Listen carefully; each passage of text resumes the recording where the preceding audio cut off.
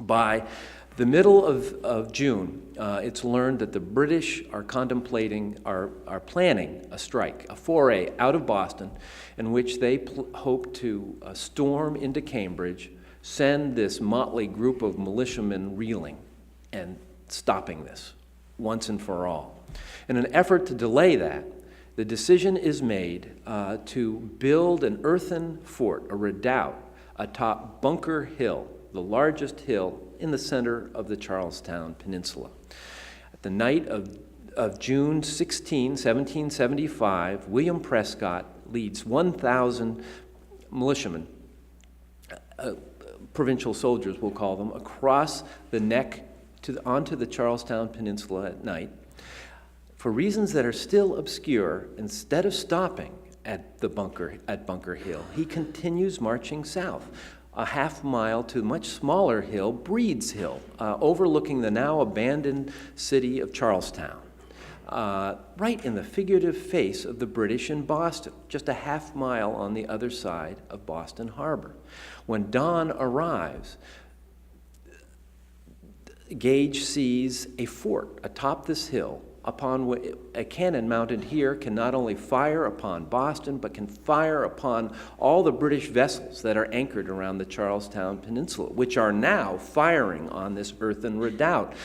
Within a few minutes, one of those cannonballs takes the head off of one of Prescott's soldiers. This is not good for the morale of his exhausted militiamen. He leaps to the ramparts of his earthen redoubt and in very dramatic fashion, bids defiance to the British in Boston. Gage decides he has no choice but to attack. And this creates a panic back in Cambridge. This operation was not designed to provoke an attack. It was designed to delay an attack. And now it looks like there's going to be attack imminent. We watch things on TV in real time that are historic, that we cannot believe what we're watching. We are a part of the events unfolding. And the truth is, what would become the Battle of Bunker Hill was a lot like that. It was a terrifying spectator event, because as William Howe, who would direct the on-the-ground operations in Charlestown, assembled his army of about 2,000 regulars in Boston, and the British and the American forces begin to realize, whoa, we've got a battle on our hands, begin to then expand their fortifications along the entire width of the Charlestown Peninsula, adding a breastwork to that earthen redoubt, and then the rail fence that would take it almost all the way to the Mystic River. As all of this is happening, people are watching. The residents of Boston take to the roofs, take to the cupolas and the steeples of the churches, and are watching as the British ships are firing on the American forces. And my book begins with an account of 7-year-old John Quincy Adams and his 31-year-old mother Abigail standing on a hill beside their home in Braintree, watching as the British fire upon the Charlestown Peninsula, something that so traumatized him he would never forget. And they were just one of thousands watching. General John Burgoyne, a British general, one of the more arrogant British generals, and that's saying something, was atop Copp's Hill, where I was with my daughter, which was now a battery of cannon. And he describes in a wonderful letter the feelings that they all have watching as these British regulars are rowed across the Boston Harbor and then assemble along the edge of the Charlestown Peninsula, facing the rebels that are digging in. He describes their emotions as knowing that the fate of the English-speaking world may hinge on what is about to happen. And then to add to the drama, the British fire an incendiary shell into Charlestown. It bursts into flame. Burgoyne describes how, as the steeple of the church is a pyramid of flame, and then which collapses into the inferno of Charlestown, as a huge plume of smoke looms over the British regulars as with their bayonets they march towards the provincials dug in across the width of the Charlestown Peninsula. Now, the expectation on the British side was that if faced with the awesome, terrifying spectacle of a British bayonet charge, they would run. I mean, who could face that without any kind of military training? The Americans had a different view. We've all heard the phrase, don't fire till you see the whites of their eyes. Well, you know, the historical thread that connects it to a specific officer may not exist. We do know that one officer referred to the British soldiers had a kind of splash guard on their feet and ankles known as half gaiters. And we do know one officer said, do not fire till you see the whites of their half gaiters. It doesn't quite have the same ring to it. But it does have the same meaning, in which their supplies of gunpowder were low.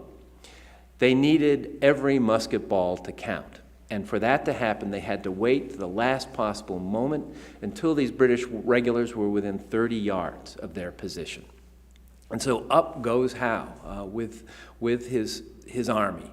And the Patriots do not run. They deliver a devastating volley that sends these British regulars reeling back down the hill. Howe, who literally led his men, reorganizes them. Let's do this again.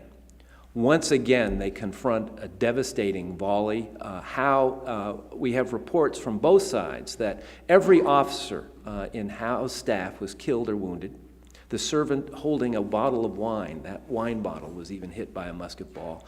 And there was Howe, resplendent in his scarlet uniform within yards of the American line, all alone. It's a miracle he wasn't killed. And in a letter he would later write to someone in England, for a man who's extremely taciturn, he made the amazing confession that once he realized he might lose this thing, he had a feeling he had never felt before. He makes his way back down to the edge of the peninsula with the rest of his men. He reorganizes them. Instead of a wide line, they go into narrower columns, presenting less of a target for those militiamen. They shed their packs. By this time, the grenadiers and the light infantry are angry. You know, so many of their friends are dead. They're angry. Conquer or die is what they are shouting to one another. And up they go again. This time, and on this third and last British charge, the Americans begin to run out of gunpowder. With their swords in one hand and their muskets in another, the grenadiers leap over the walls of that earthen redoubt, and turning it into just a terrifying, claustrophobic, smoke-filled scene of horror. And that is the last, and there is Joseph Warren.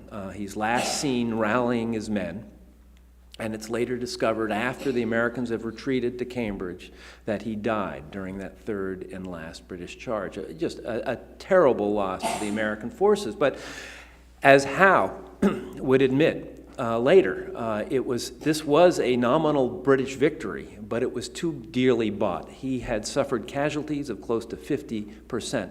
What would become known as the War of Independence would go on for 8 years. This is the bloodiest battle of all of those confrontations. And this changed everything. Lexington and Concord were skirmishes. This was a true battle. This was war.